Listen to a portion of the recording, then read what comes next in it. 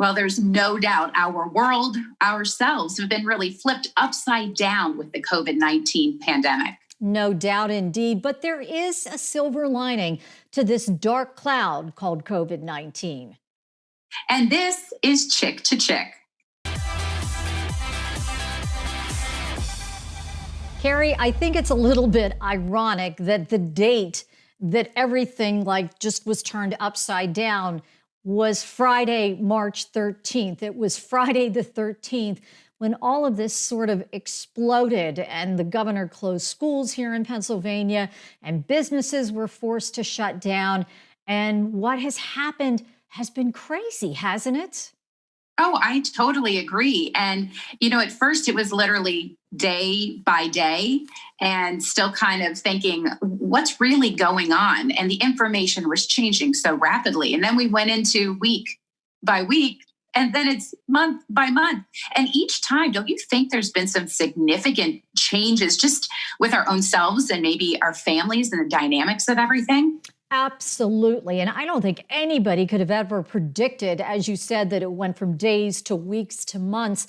And of course, we cannot ignore what has happened. We've had more than 100,000 people here in the United States die from COVID-19, and the people who've lost their jobs, 36 million Americans are now unemployed. This thing has had just a devastating effect on all of their lives. But, I am that type of person. My glass is not just half full, it's overflowing. And I always try to find the positive. And I do think a lot of positive has come out of this. Don't you agree? I absolutely agree because, I think when people are faced with some major challenges, there's two different types of mentalities. It's either you're terrified, you're fearful, and that's how you live, or you sort of embrace the change going on and start to see some good in it. And that's what we did. And I'm not saying that it was all of the time because there's hardship along the way in all of that change. But I know with our own family, I stopped taking a lot of different things for granted. Even simple things that I was pushing off, I brought back into my life. And so it was a time, at least for me, for a lot of retrospection on the things that I wanted to change and the things I wanted to keep the same. Well, I have noticed because of all of this and because we were forced to stay home and because we were forced to be in this isolation, families are spending time together again. I love to walk. I've always walked. And I'm going for walks now, and I'm seeing people who I haven't seen in 20 years that I've lived in this neighborhood. And families are spending quality time together. They're having dinner together. They're going for walks together.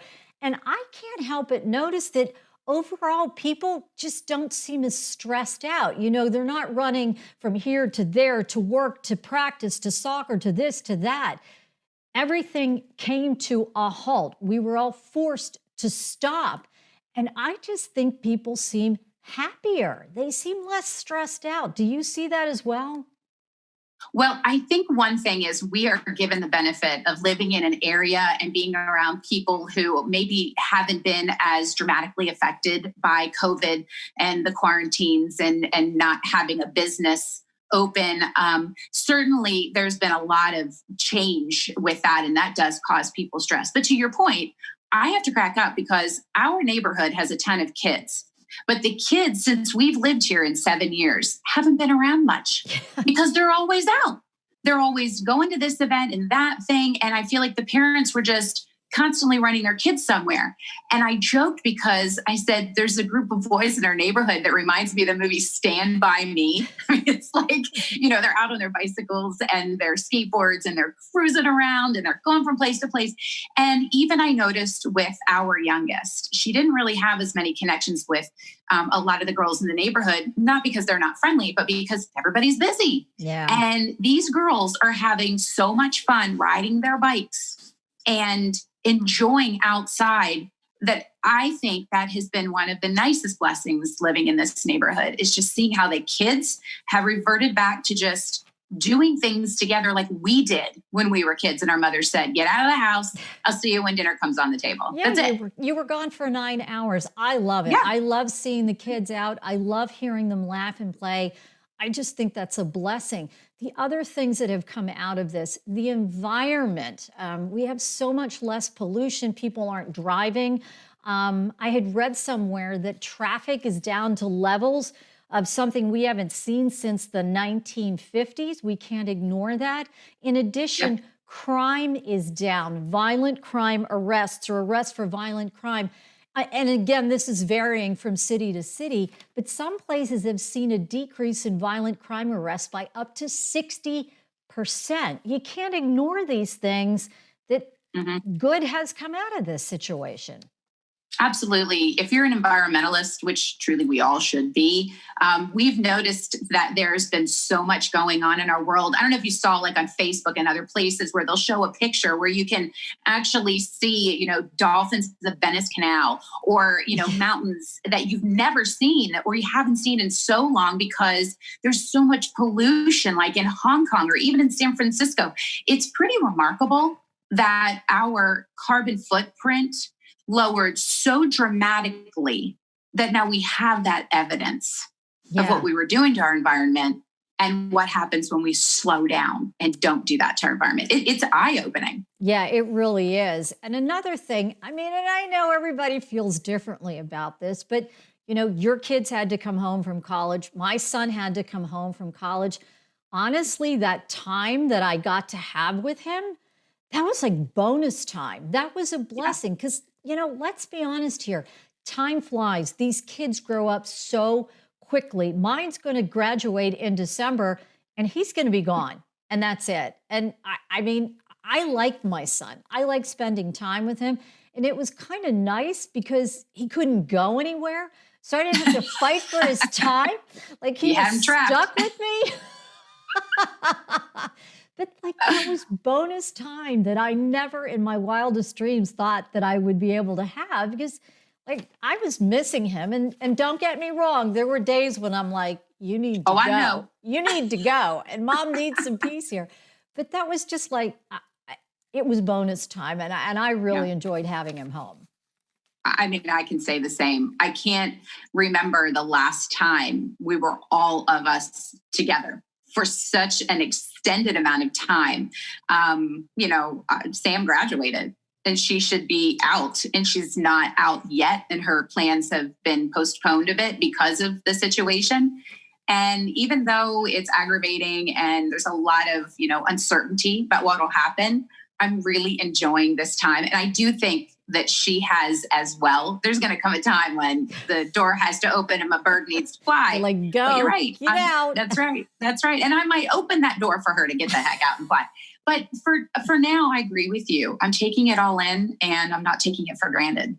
Yeah, it really was a blessing. All right. So now we're going to talk about something that might be a little bit controversial, but there are a lot of people out there, a lot of people of faith who believe that the coronavirus was an act of God, that perhaps we'd lost our way and that God is behind all of this.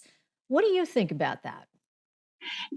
I do believe in God and I do believe in people who have a faith. And I think that there is some merit to it. I also appreciate science, so I can understand why those who would just be like, this is just science. But if you think about it, how else do you stop the entire world? Yeah. What was it going to take to tell everybody you need to stop? That there's a universal message that is the same in my home as it is in Italy, as it is in Africa, as it is in Australia. That is just a phenomenal thing to think about. So, yeah, maybe he did have a hand in this. And you know what? If he did, thank you in some respects. Because although we had such tremendous loss, as we said in the beginning, Yeah. I am hopeful that this will bring about a lot of change. Yeah. Well, as you pointed out, the world stopped. The world stopped. And when there are things that happen like this, there are lessons to be learned from it. And I hope that we all learn a lesson. And I hope moving forward, we've heard this new normal. I hope there is a new normal. I do hope that the focus is back on family. I hope we do slow down. I hope that we do try to take the stress away. And I do hope that in the end, that more good will come from this whole situation. So there you I have it. know. There was Yeah. a silver lining to all of this. And we love the fact that you tune in every week, but we want to hear from you. What do you want to hear us chirp about? It's really easy. You can just go to our website, chick2chick.com, and at the very top, it says contact. Click it, send us an email. We want to hear from you. Absolutely. And you know what? Until we're back again to chirp about another topic.